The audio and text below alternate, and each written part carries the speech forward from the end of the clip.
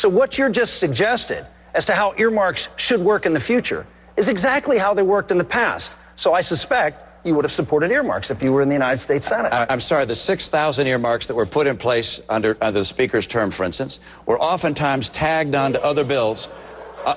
I'm sorry, I don't mean to be critical. That was the process. There were thousands. I mean, we've had thousands and thousands of earmarks. They are typically tagged onto, bundled onto other bills. Okay, go ahead, Mr. Speaker. Go ahead. You're entitled to your opinions, Mitch. You're not entitled to the, I've heard that line before. Misrepresent the facts, and you're misrepresenting the facts. You don't know what you're talking about. What happened in the earmark process?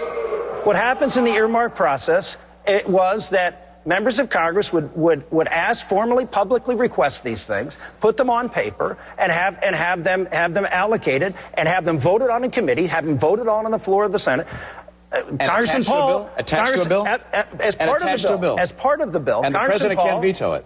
He can veto the bills. The whole bill, but he can't veto the earmark. Well, we tried to do that, by the way. I supported the line item veto. That's what I support. Hold on. Nick, I agree with you. I support the line item veto. I voted for a line item veto so we could do just that. Unfortunately, the Supreme Court struck it down. I would like to go back as president again and give the president the authority to line item veto. But that's not the issue. The issue is, were they transparent? And the bottom line was, when I was in the United States Senate, there was transparency, and Congressman Paul, who is one of the most prolific earmarkers in the Congress today, would tell you, and I'm not criticizing, I'm just saying that that's a fact. Right. That he. I think you got a chance to say a word.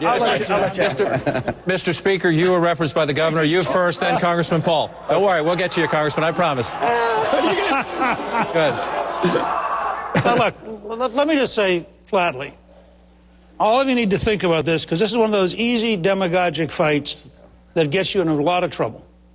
If you have Barack Obama as president, and you have a Republican House, you may want the House imposing certain things on the president.